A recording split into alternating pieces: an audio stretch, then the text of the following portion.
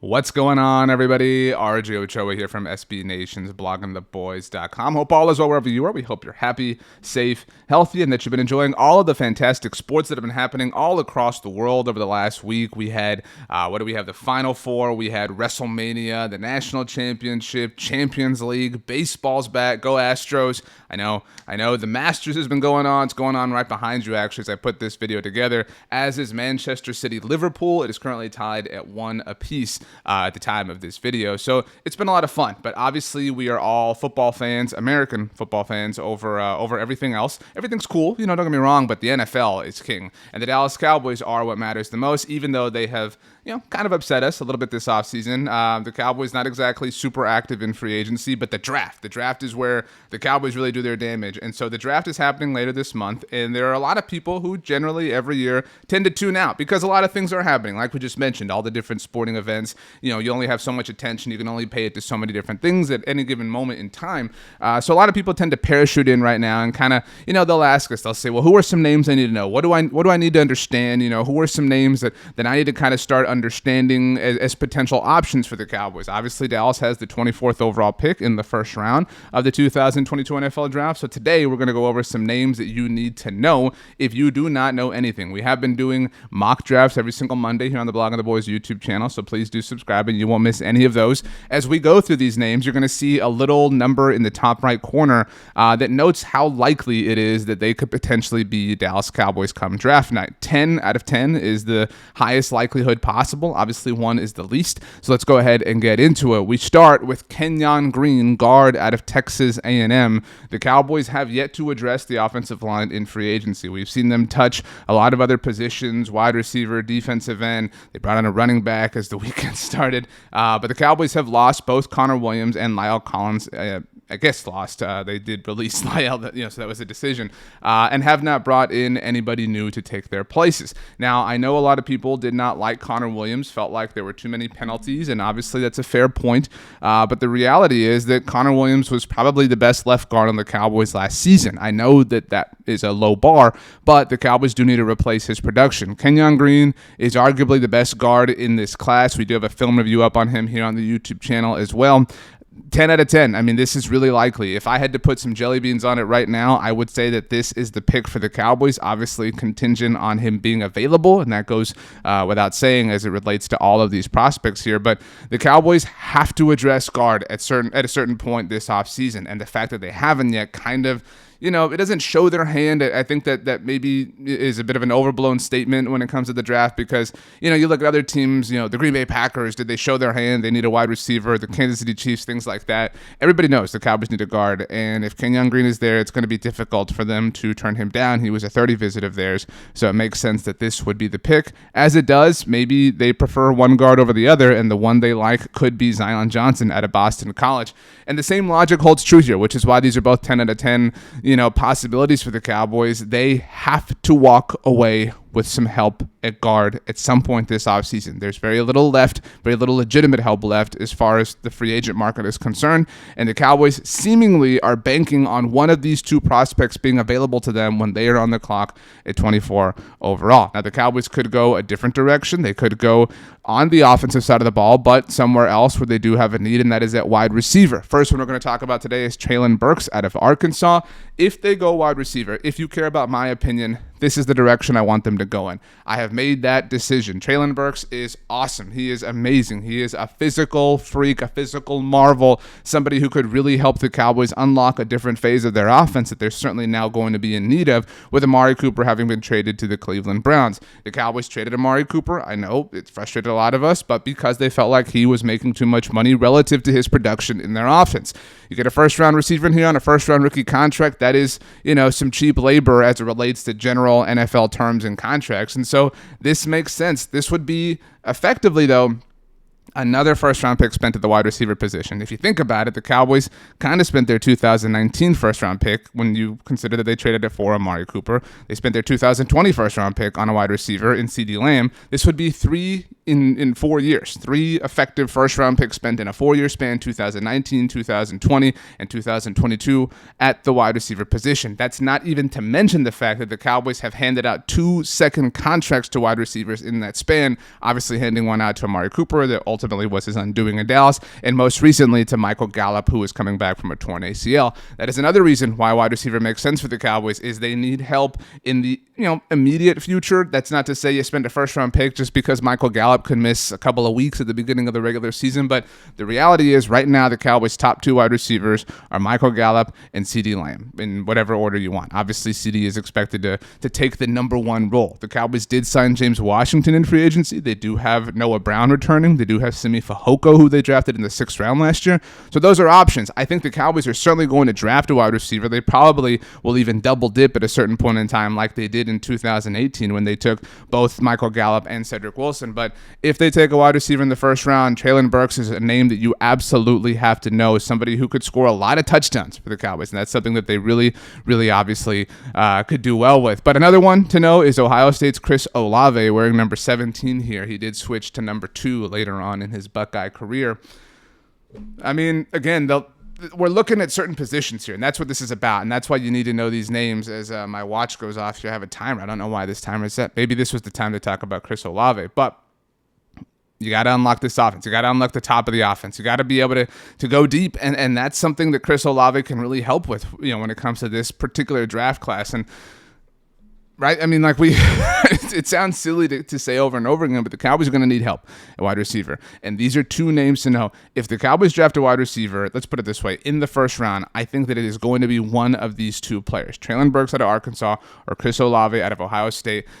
There's obviously a possibility they could go a different direction. But again, as we start to kind of read the tea leaves, these are the ones that make sense. Now, it is an option for the Cowboys to potentially go a different direction if they don't go with a guard or a wide receiver. I would be really stunned. I would be stunned personally if the Cowboys did not address offense all throughout the first part of the draft. I wouldn't be shocked if they went offense in the first round, the second round, even the third round. I wouldn't be stunned if the Cowboys did not address the defensive side of the ball until the fourth round, especially when you consider that the Cowboys invested so much on the defense in the draft last year. They've obviously done some things in free agency and signing Dante Fowler, bringing back Leighton Vander Esch and Luke Gifford, bringing back Malik Hooker and Jalen Kearse. So the Cowboys have done things on the defensive side of the ball. It's the offense that's kind of lacking in terms of help. But it is possible that they do go defense in the first round. And if they do, maybe they go George Karlaftis out of Purdue. Edge rusher, somebody, who could help mitigate the loss of Randy Gregory. And that's where, a lot of Cowboys fans were upset that Randy Gregory left, because it left a hole at that opposite edge rusher position, opposite of DeMarcus Lawrence, obviously. And so, yeah, the Cowboys have Dante Fowler. They did bring back Dorrance Armstrong as well. They do have Chauncey Golston, who they drafted last year. They have bodies, but they do need a difference maker. Obviously, Micah Parsons rushes the passer, but you need to keep his mobility as his top sort of quality and trait that he can utilize and be played in multiple positions. And so George Karlaftis is an option. You have to know that name if you're a Dallas Cowboys fan, but as you can see, this is only a 6. I think that the Cowboys would have to get completely wiped out in order to go this direction in the first round, which is why it feels really unlikely, in my opinion. But of course, sticking on the defensive side of the ball, we now move to a different position, defensive tackle it is. Jordan Davis really kind of just caught the NFL world by storm with a fantastic performance at the NFL Combine. If you don't believe me, you should look it up. It was stupid amazing, that is. I mean, this name is here because we have to put together, we have to consider all, even somewhat unlikely options, which is why this is a 5 out of 10. But this is a direction the Cowboys could technically, theoretically go in. Now, it's a defensive tackle. It's the Dallas Cowboys. They don't exactly address that with premium resources. So, again, pretty unlikely as it stands, but Jordan Davis is an athletic freak, did test very well, so that could lead to the Cowboys, feeling like they're getting one over everybody else. Again, I think these are all options as we kind of go through the list here, that now we're at a point where the Cowboys would have to see all of their preferred options gone, but this is a potential nonetheless. Sticking, though, on the defensive side of the ball and sticking with the Georgia defense, world champion, the national champion Georgia defense. It's weird how we do that, right? Like, whoever wins the Super Bowl is world champions, and whoever wins the national championships only national champions. But Nakobe Dean, who patrolled the Bulldog defense, is amazing, is the best linebacker in the draft. Recently actually was a guest on the Talkin' the Draft podcast on our Blog on the Boys podcast network. You can listen to that wherever you get your podcasts. Winner of the Butkus Award, Micah Parsons was the winner of the professional side of that award this year as well. I mean, this is an option. If Nakobe Dean falls to the Cowboys, kind of like we talked about George Karlaftis, right? You need an edge rusher to free Micah Parsons up. This is the other side of that coin. If you draft Nakobe Dean, then you seemingly free up Micah Parsons to rush the passer more. There's a lot of people who want to see Micah Parsons just be a full-time edge rusher. Now, the Cowboys have said that they don't want to do that. They like Micah's ability, again, to play multiple positions and influence the game and influence the defensive side of the ball at different spots. But this gives you depth. A lot of us wanted the Cowboys to sign Bobby Wagner. That would have, gone a little bit of a ways towards kind of solving that equation, but they did not. They did bring back Leighton Vander Esch. That is something. They did bring back Luke Gifford, who's probably going to help more on the special team side of things. Anthony Hitchens, veteran Dallas Cowboy who won a Super Bowl, a world champion with the Kansas City Chiefs, is still on the free agent market and did say a little bit after being released by Kansas City that he had an interest in returning to Dallas. You got to wonder if the Cowboys feel like they kind of have that card in the back of their pocket, that if they don't walk away with a linebacker at the top of the draft, that they can just bring Hitch back and kind of roll there. But if Nakobe Dean's on the board, I can't imagine that he will be. But if he is, the Cowboys have to think long and hard about this. But again, 5 out of 10, just because it's unlikely he's going to be there. It's unlikely the Cowboys are going to go in that direction. And again, these options that we're kind of talking about this second half here, it would really take just an astounding set of events for the Cowboys to be in this spot. But that did happen last year when the Cowboys took a linebacker. Everybody thought, ourselves included, one of J.C. Horn or Patrick Surtain are going to be there at 10 overall. They were taken at 8 and 9, which forced the Cowboys to think on their feet. And they obviously walked away with Micah Parsons after trading back with the Philadelphia Eagles. But speaking of the Philadelphia Eagles, the Cowboys love to actually trade with the Eagles when it comes to the draft. Prior to last year, when the Cowboys moved back from 10 to 12, their most recent draft day trade was actually 1 year prior. In 2020, the Dallas Cowboys moved up instead of back with the Philadelphia Eagles in the 4th round and did it to take Wisconsin center Tyler B. Oddish. Tyler has been... a lot of people think that Tyler's a bigger problem than he ultimately probably is. But nonetheless, the Cowboys could stand to upgrade at the center position. A lot of people have thrown out J.C. Tretter as an option in veteran free agency. But if Tyler Linderbaum is on the board from Iowa, the Cowboys would have to consider it. Center is not exactly a position you generally spend premium resources on like this. The Cowboys have taken one in the 1st round before, obviously 9 years ago when they traded back before last year, that Dallas had moved back in the draft in the 1st round. And it worked out. Travis Frederick put together a Ring of Honor-worthy career for the Cowboys. Obviously, has now been retired for 2 years. It's crazy how time flies, but this would be a big upgrade for the Cowboys at center. But it would still leave them in a spot. Tyler Linderbaum does not have any real position flexibility to play guard, and that's the help that the Cowboys need. Now, you don't want to necessarily take a lesser player just out of a positional need, but the reality is that you're still in the same mess. You're still in the same spot. You're still in the same problem. Even if you draft Tyler Linderbaum, that's why this is only a 5 out of 10 in my mind. He is not, at least to public knowledge, to reported knowledge, a top 30 visit of the Dallas Cowboys. They didn't even bring him in to talk to him, to have him tour the Star, to kind of get his medicals and things like that in their own building. That's a little bit interesting. Maybe they're trying to play some 4D chess here, but the reality is that while it makes some sense on paper, this is probably not something that the Cowboys are going to do, but you do have to know this name nonetheless. That is our list of players and names to know. I would personally be